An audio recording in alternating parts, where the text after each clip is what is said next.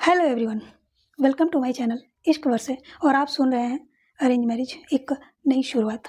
तो चलिए स्टोरी को स्टार्ट करते हैं पार्ट 8 के साथ। सिंघानिया मेंशन। करवा चौथ के बाद फाइनली सभी जो है डिनर करने के बाद अपने अपने कमरे में जा चुके थे। अविका अपने कमरे की बालकनी में बैठी हुई थी और अपनी ही यादों में कहीं खो सी गई थी। शायद उन यादों को याद करने की कोशिश कर रही हो, ये उसके दिल में जिसके लिए वो एहसास हो, उस एहसास को जानने की कोशिश कर रही हो। खैर, अब इनकी यादें कब क्लियर होंगी वो तो वक्त बताएगा।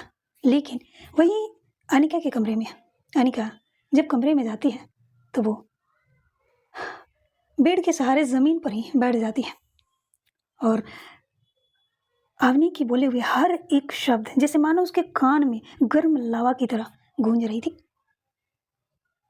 तुम्हें मिसेस कपूर बननी है, तुम्हारी ज़िंदगी को हेल बनाने के लिए। तुम्हारी एक थप्पड़ तुम्हारी ज़िंदगी बदल कर रख दी। इस तरह की बहुत सारी बातें जो भी अवनी ने बोल रखी थी उसके कानों में जैसे मारो गूंज रही थी। वो अपने दोनों हाथ अपने कानों पर रख लेती है और कहती है, नहीं नहीं नहीं नहीं, मैं ऐसा नहीं होने दूंगी। मैं नहीं करूँगी शादी। नहीं नहीं, बिल्कुल भी नहीं। मुझे मुझे अपनी ज़िंदगी नहीं बर्बाद करनी। यही सब वो खुद से बड़बड़ाई जा रही थी। वहीं रूम के बाहर उसके पापा उससे बात करने के लिए उसके कमरे में आ रहे थे और जैसे ही वो दरवाजे के पास पहुंचते हैं उनकी बेटी की घबराई हुई आवाज़ उनके कानों में जाती है। वो एक पल के लिए ठिठक से जाते हैं।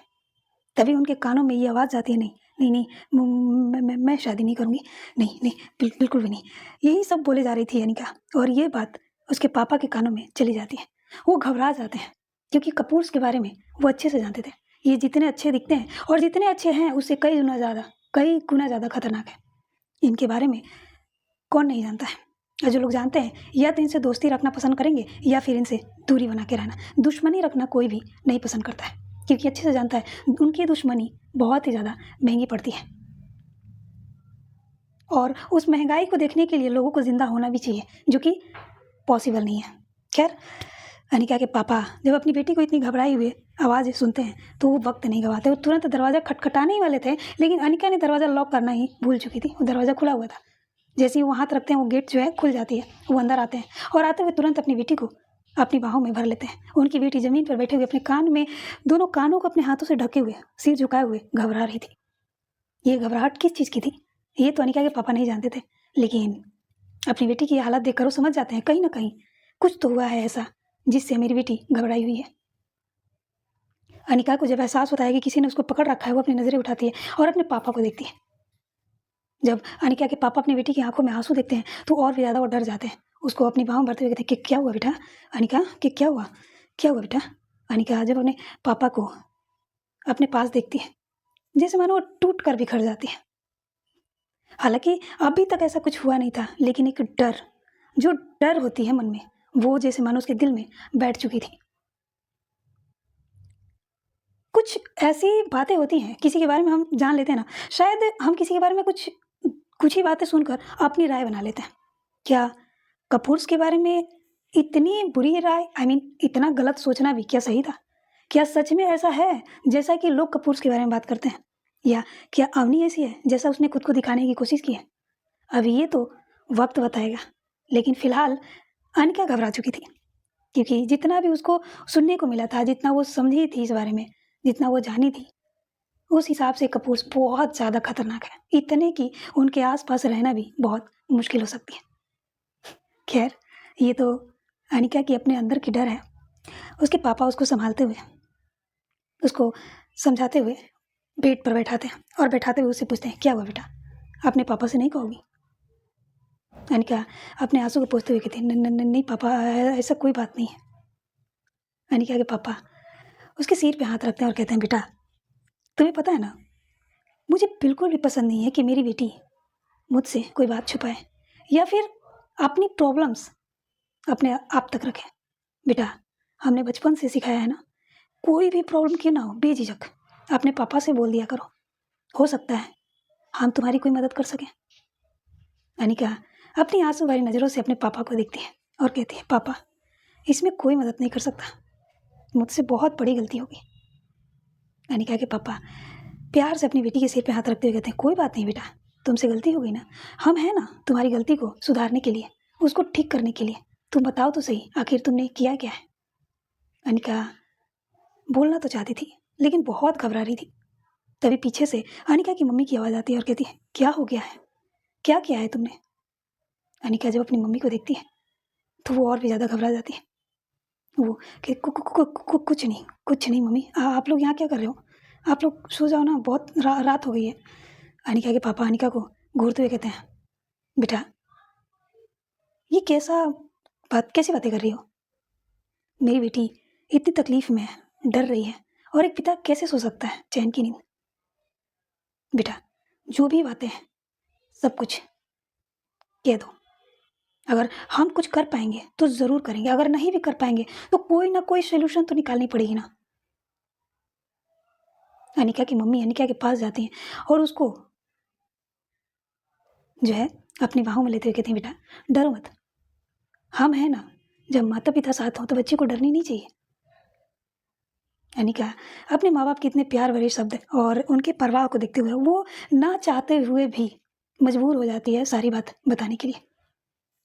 तब जाकर अनिका बोलना स्टार्ट करती है, पापा वो ना मुझसे ना गलती हो गई। हाँ क्या गलती हो गई, यही तो हम जानना चाहते हैं।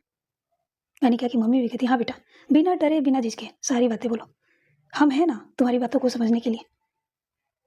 तभी अनिका बताना स्टार्ट करती है, मम्मी उस दिन ना मैं अपने दोस्तों के साथ क्लब गई थी ना, रॉयल पैलेस क्लब। हाँ रॉयल पैलेस बार, हाँ बार गई थी तुम, तो क्या हुआ था?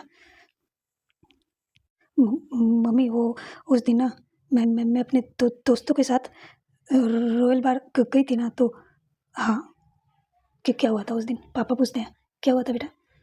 पापा वो मुझसे ना बहुत बड़ी गलती हुई। वो अनिका सारी बातें बताती है कि कैसे वहाँ पे क्या हुआ था, कैसे उन लड़कियों ने उसे टच किया था और गलतफहमी में उसने अवनी कपूर को थप्पड़ मारा था, और कैसे अवनी कपूर ने ऑफिस में उसे शादी करने की प्रपोजल रखी, और कैसे कैसे इस घर पे उनके लोगों ने नज़र बनाए रखी है। कैसे मम्मी के ऊपर गन तानी गई थी जब वो मम्मी बालकनी में खड़ी होकर बातें कर रही थी, मैंने सब कुछ लाइव देखा था। सारी बातें अपने माता पिता को खोल कर बता देती है।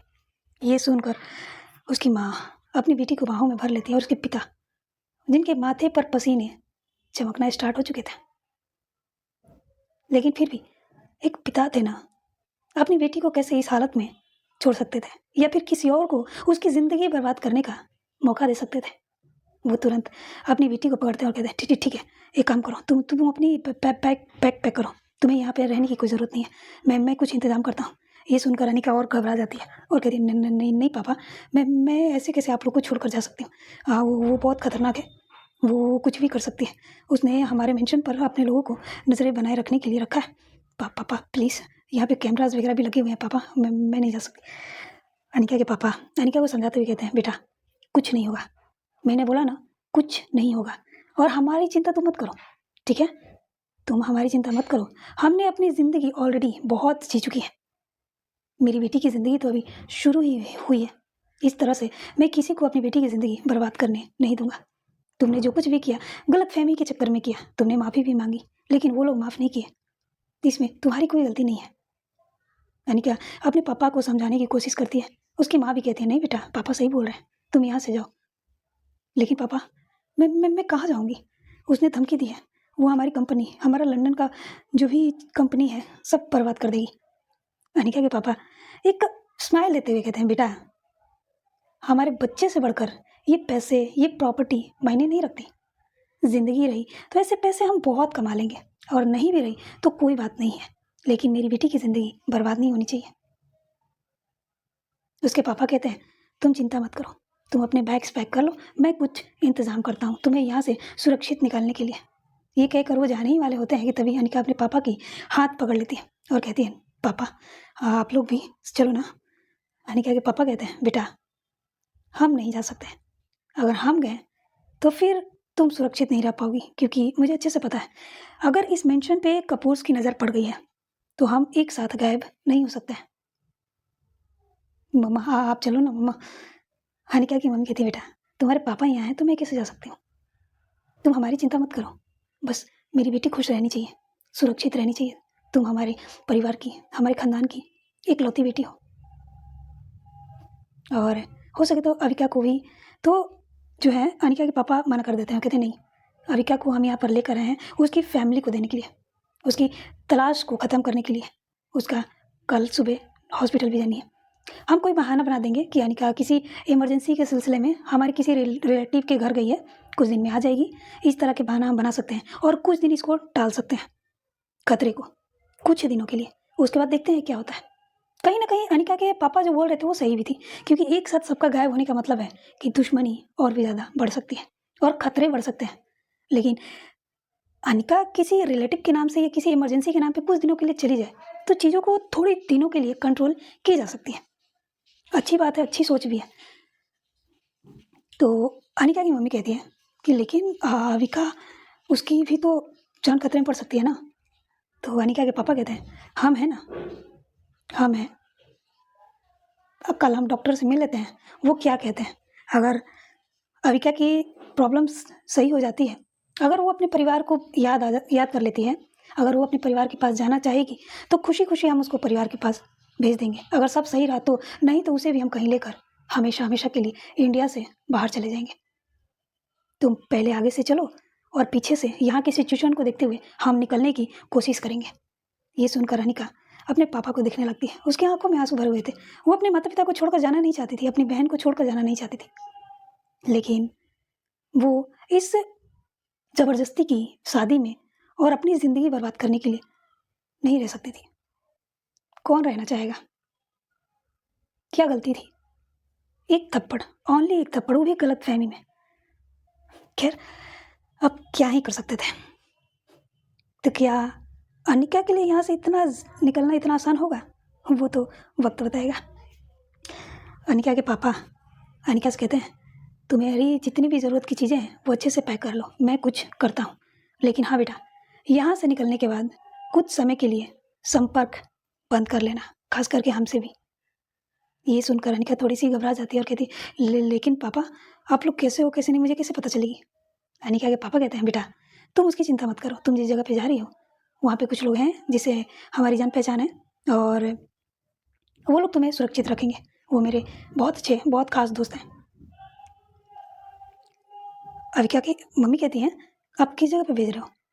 तो अनिका के पापा कहते हैं बाद में पता चल जाएगी। वो बताते नहीं है। जैसा कि अनिका ने कहा था कि इस घर पे नज़र रखी जा रही है, तो हो सकता है इनकी बातें भी सुनी जा रही है या कुछ और ऐसी कुछ चीज़ें वो नहीं बताना चाहते थे। वो अब कमरे से बाहर निकल जाते हैं, अपने कमरे में जाते हैं। वहाँ जाकर कुछ पुरानी चीज़ों में, जैसे होता नहीं है, कबर्ड में ढूंढ रहे थे कोई चीज़, और पुरानी एक छोटा सा मोबाइल, जो कि एंड्रॉयड नहीं था, छोटा सा मोबाइल मिलता है, उस मोबाइल को निकालते हैं। ये निकालते वक्त उनके चेहरे पर परेशानी साफ नज़र आ रही थी। वो उस मोबाइल को ऑन करते हैं तो वो चार्ज नहीं थी। पहले उसको मोबाइल को चार्ज लगाते हैं और लगभग 5 मिनट के बाद वो मोबाइल ऑन होती है। ऑन होने के बाद उसमें कुछ नंबर शो हो रहे थे।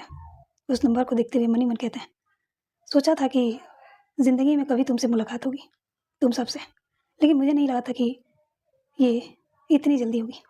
खैर, मैं अपनी बेटी को तुम्हारे पास भेज रहा हूँ, बस यही उम्मीद करता हूँ कि तुम उसकी सुरक्षा करोगे। ये सोचते हुए वो फ़ोन नंबर जो है डायल कर देते हैं।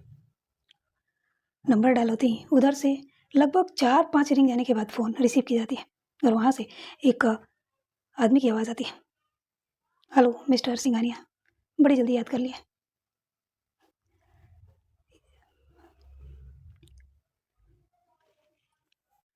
हेलो जॉन, कैसे हो?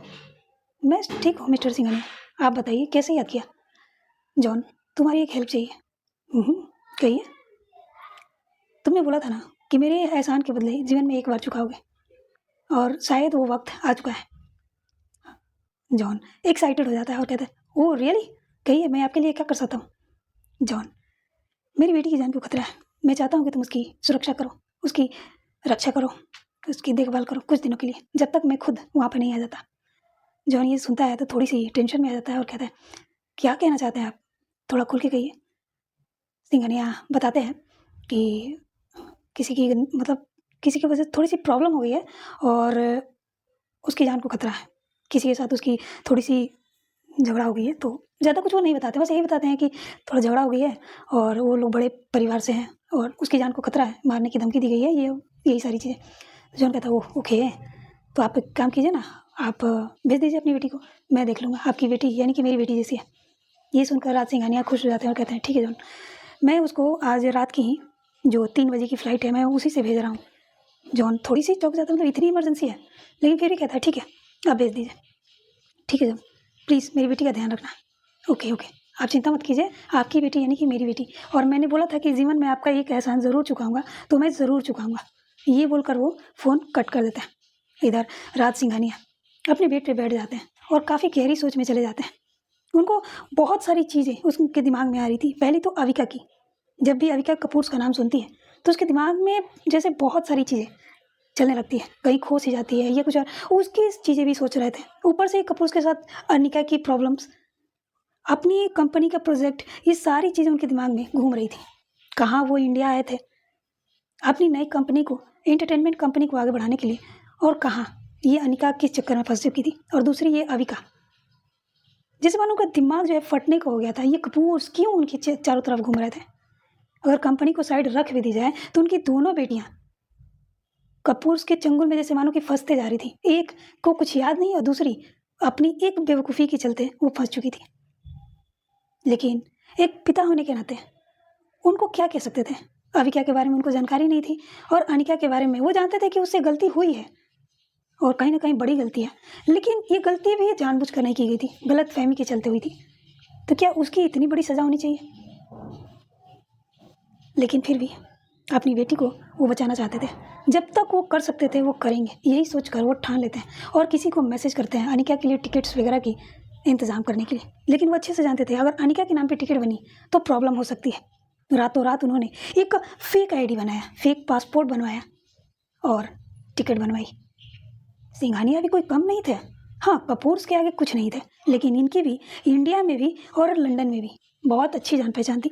वो रातों रात उन्होंने सारा इंतज़ाम कर लिया। वो सारी चीज़ होने के बाद किसी से फ़ोन पे बात करते हैं और कहते हैं कि ठीक है 3 बजे की फ़्लाइट है, तुम 2:30 बजे तक एयरपोर्ट आ जाना। और उसके बाद फ़ोन कट कर देते हैं। अपनी बेटी के कमरे में जाते हैं जहाँ पर उनकी बेटी अपनी माँ की गोद में सिर रखे हुए बस रोई जा रही थी। वो वहाँ जाते हैं और कहते हैं क्यों रो रही हो? अब जो हो गया सो हो गया, तुम्हें यहाँ से अब जानी है। तुम्हारे लिए मैंने सारी चीज़ों का इंतज़ाम कर दिया है और तुम्हें निकलनी है। 3 बजे की फ़्लाइट है, तुम बैग वगैरह पैक करो। अनिका अपने पापा की तरफ देखते हुए कहती है पापा एक बार फिर से सोच लीजिए, वो बहुत खतरनाक लोग हैं। अनिका के पापा अपनी बेटी के सिर पे हाथ रखते हुए कहते हैं बेटा जो होगा सो देखा जाएगा, तुम यहाँ से निकलो। अनिका ना चाहते हुए भी अपने पापा के गले लग जाती है।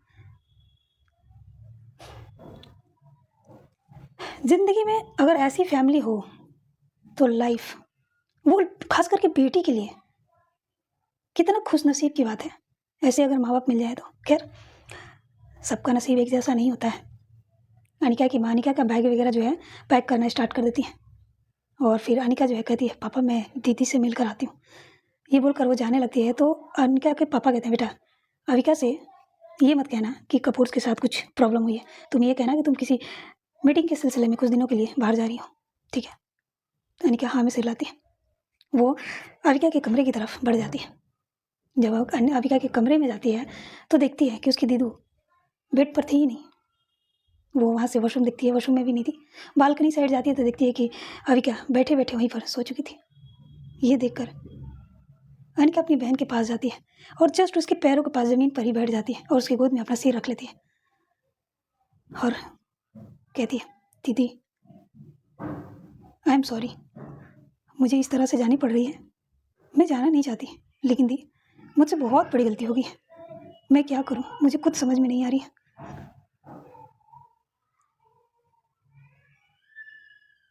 काश काश कि आप लोग भी मेरे साथ चलते, कितना अच्छा होता। दी मैं आपको खोना नहीं चाहती।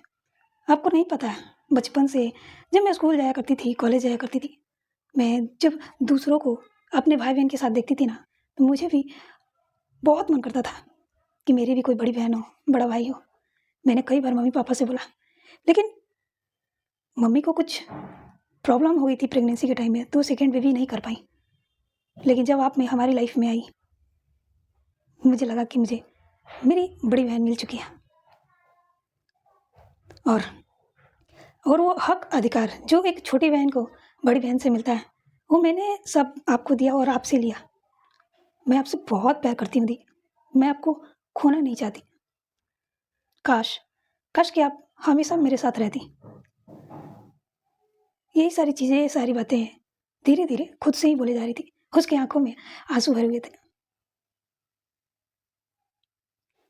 पता नहीं क्या होता है, लेकिन अविका की आंखें जो है खुल जाती है, और अनिका को इस तरह से देखकर उसके सिर पे हाथ रखते हुए कहते, अनिका क्या हुआ बच्चा?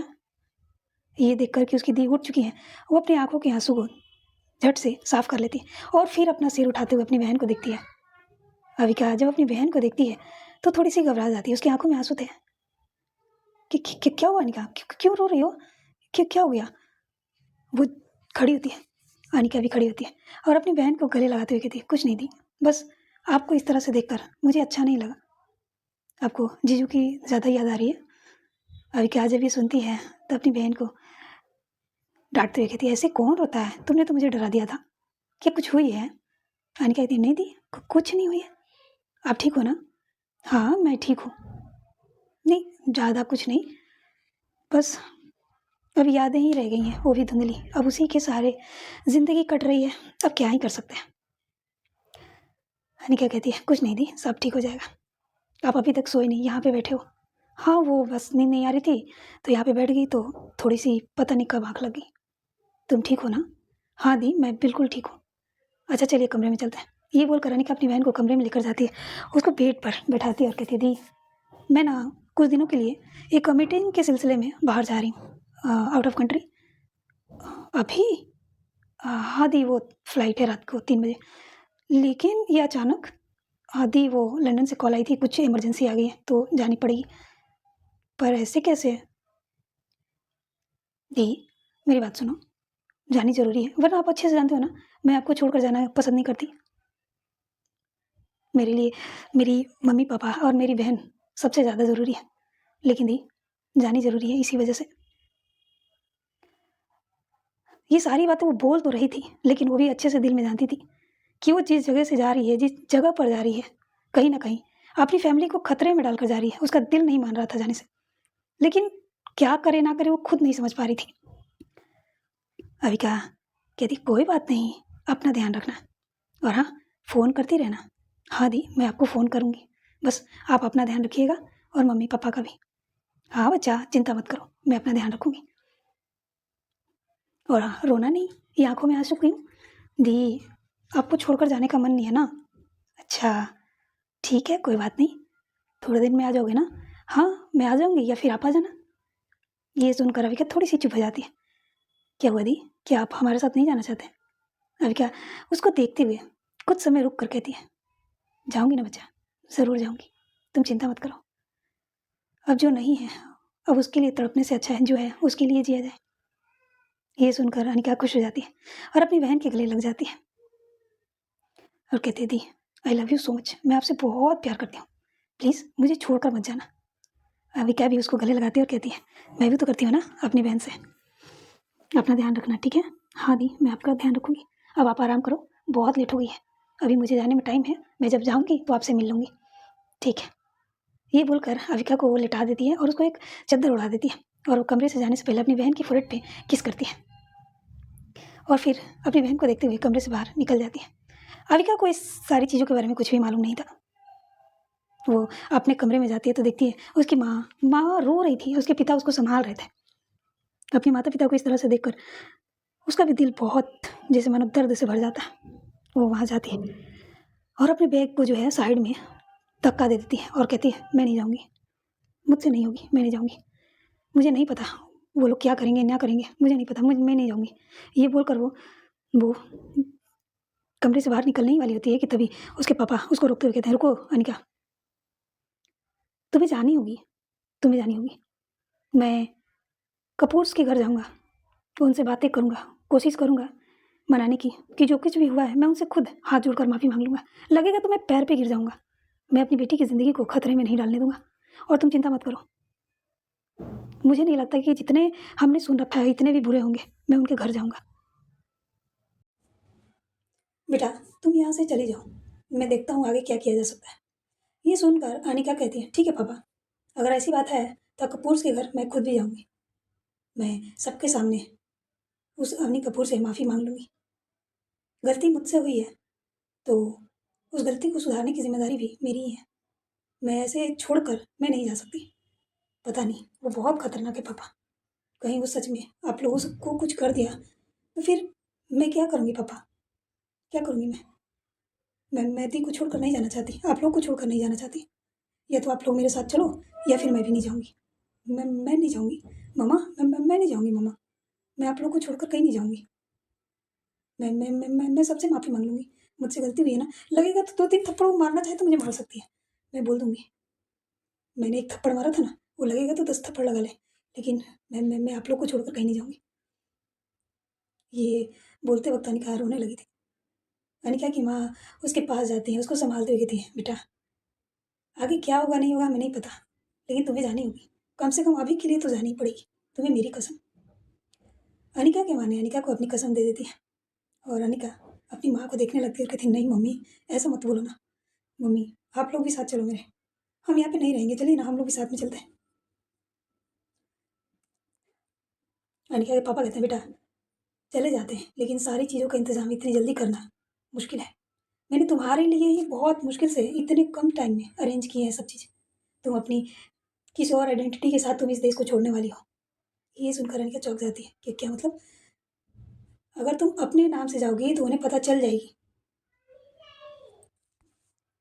अगर तुम अपनी आइडेंटिटी के साथ जाओगी तो वो उन लोगों को पता चल जाएगी। इसीलिए मैंने तुम्हारे लिए एक फेक आइडेंटिटी कार्ड बनवाई है और साथ में पासपोर्ट भी, और उसी से तुम यहाँ से निकलोगी।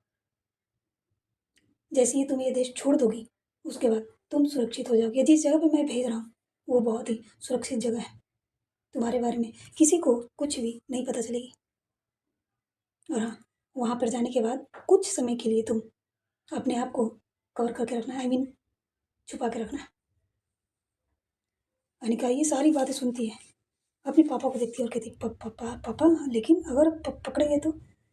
अनिका के पापा कहते हैं, डोंट वरी बेटा, सब हो जाएगी, मैं खुद तुम्हें लेकर जाऊँगा। ये बोलकर वो अनिका की माँ की तरफ देखते हैं। अनिका की माँ कहती है, मैंने बैग से ऑलरेडी पैक कर दिया है, ओके, अभी टाइम 12:30 हो रही है, हम यहाँ से लगभग 1:30 बजे के आसपास निकलेंगे। लेकिन पापा हम कैसे जा सकते हैं ये पूरे मेंशन को?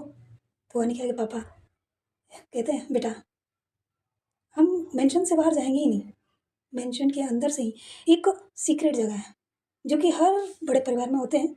सब लोग अपने सीक्रेट डोर बनाते हैं ताकि बुरे वक्त में या कभी कुछ ऐसा हुआ, कोई खतरे हुई तो हम वहाँ से निकल पाए। हमारे मेंशन में भी ये है और हम यहाँ से उसी रास्ते से निकलेंगे जो यहाँ से करीबन 200 मीटर की दूरी पर वो जाकर निकलती है। अनिका ये सुनती है तो और ज़्यादा चौंक जाती है। मतलब इतना कुछ प्लानिंग प्लॉटिंग करके लोग कितना दूर के सोच लेते हैं ना। अनिका के पापा अनिका के सिर पे हाथ रखते हैं और कहते हैं, बेटा तुम चिंता मत करो, हमें कुछ नहीं होगा और ना ही तुम्हारी दीदी को कुछ होगा, तुम बस तैयारी करो जाने की। अनिका हाँ में सिर लाती है। अब माँ ने कसम दे दिया था ना चाहते हुए भी, अब उसे करनी ही पड़ेगी, जानी ही पड़ेगी। यही सोचते हुए वो चली जाती है, फ्रेश वगैरह होकर तैयार वगैरह अपना होने लगती है। अब जाना है तो जाना ही है, यही सोचकर और अनिका के पापा और मम्मी अपने कमरे में जाते हैं। जाकर कुछ समय वो एक दूसरे से बातें करते हैं। अनिका की मम्मी कहती हैं, आप उसे कहाँ भेज रहे हैं? तो बताते हैं कि मैं उसे यहाँ से बहुत दूर भेज रहा हूँ। वही तो मैं पूछ रही हूँ कि आप उसे कहाँ पर भेज रहे हैं? अनिका के पापा अनिका की माँ को देखते हुए कहते हैं, तुम अच्छे से जानती हो कि वो कहाँ जा रही है। John, John. अनिका की माँ गहरी सांस लेती है और कहती है, तो आपने फाइनली उस एहसान के बदले ये ले रहे हैं। हम्म, मैंने सोचा नहीं था कि कभी इसकी ज़रूरत पड़ेगी, लेकिन अब जब ज़रूरत पड़ गई है तो एक वही है जो अनिका को सुरक्षित रख सकता है। अनिका की माँ हम सिर लाती है, लेकिन कहीं ना कहीं वो भी जानती थी कि कपूर से बचना इतना आसान नहीं होने वाला है। अगर वो किसी चीज़ के पीछे पड़ जाएंगे तो अब दुनिया के किसी भी कोने में भेज दो वो निकाल ही लेंगे ढूंढकर। लेकिन फिर भी जब तक बचा जा सकता है तब तक के लिए तो इंसान कोशिश तो कर ही सकते हैं ना। कहते हैं कि कोशिश करने वालों की कभी हार नहीं होती, बस और क्या था। इसी तरह वक्त गुजरता है और करीबन 1 बज रहे थे और 1 बजे के आसपास अनिका अपनी बहन के कमरे में आती है तो देखती है कि उसकी दीदी सो चुकी है। उसकी अभी अनिका दी सो चुकी है। वो जाती है वहाँ पे जाकर अपनी दीदी के पास उनके सिर पे हाथ रखती है, उसके फोrehead पे किस करती है और कहती है, दी अपना ध्यान रखिएगा, मैं जा रही हूँ। ये बोलकर वो वहाँ से निकल जाती है। अनिका को पता तक नहीं चलता है कि अनिका आई और चली भी गई। वो लोग हॉल में जाते हैं जहाँ पे उसके पापा पहले से ही रेडी होकर बैठे हुए थे। वो अपनी बेटी को देखते हैं, कहते हैं, मिल ली अपनी बहन से? अनिका कहती है, हाँ वो सो चुकी है। ओके, कोई बात नहीं, ठीक है, चले? जी पापा। ये बोलकर अनिका के पापा अनिका का बैग उठाते हैं और मेंशन के ही अंदर पीछे से कुछ दरवाजे टाइप के, डोर टाइप के थे। वो थोड़ी देर आगे जाकर वहाँ पे एक बड़ी सी वेल दीवार थी और उसको सीक्रेट वे में बनाई गई थी। वहाँ पे जाते हैं तो वहाँ पे एक छोटी सी एरिया थी, जैसे कि बिजली वाला जो बोर्ड होता है ना, वहाँ पे जाते हैं और उस चीज़ को घसकाते हैं तो वहाँ पे एक सीक्रेट पासवर्ड डालने की जगह दिखती है। उसमें कुछ पासवर्ड डालते हैं, वो डोर जो है ऑटोमेटिक खुल जाती है और जैसे ही वो खुलती है तो वहाँ से एक सीक्रेट रास्ता कहीं और जाता था। ये देखकर अनिका चौंक जाती है और कहती, पापा ये तो बहुत पुरानी लग रही है। अनिका के पापा कहते हैं, हाँ लगभग ये काफ़ी साल हो गए, ये खोला नहीं गया है। ये जब पापा थे तो एक बार खोली गई थी, उसके बाद मैं खोल रहा हूँ, उसके बाद उससे पहले किसी ने नहीं खोला था, ये खोला था मुझे नहीं मालूम। अनिका की माँ भी वहीं पर थी और अनिका के पापा अनिका की माँ को देखते हुए कहते हैं, ध्यान रहे अभी क्या का और अपना ध्यान रखना जब तक मैं यहाँ ना जाऊँ। अनिका की माँ हमसे लाती है। अनिका अपनी माँ के गले लग जाती है और रोते हुए कहती है, मम्मी चलो ना आप लोग भी। अनिका की मम्मी कहती है, तुम चलो हम पीछे से आएंगे। ये बोलकर वो अपनी बेटी को अंदर की तरफ भेज देती है और जैसे ही वो लोग अंदर जाते हैं अनिका की माँ तुरंत दरवाजे को बंद कर देती है और वो जो जगह जैसी थी बिल्कुल वैसे ही कर देती है। फाइनली अनिका सिंघानिया मेंशन से बाहर निकल जाती है। रॉयल पैलेस बाहर वहाँ पे अवनी बैठकर ड्रिंक कर रही थी। उसके सामने कुछ और भी लोग थे, जहाँ पे ऐसा लग रहा था जैसे इतनी रात को भी वहाँ पे कुछ मीटिंग वगैरह चल रही थी। वहाँ पे 2-3 फाइल रखे हुए थे और वहाँ पे लगभग 2 लड़कियाँ और एक लड़का बैठा हुआ था। अवनी को देखे जा रहा था। अवनी उसको कुछ समझा रही थी, कुछ पॉइंट वगैरह कर रही थी किसी चीज़ को लेकर। वो लड़का हाँ में से हिला रहा था और नोटबुक पर नोट कर रहा था। तभी तभी जो है अवनी के मोबाइल पर एक कॉल आती है। पहले तो वो इग्नोर कर देती है, एक बार कट जाती है, फिर दोबारा आती है।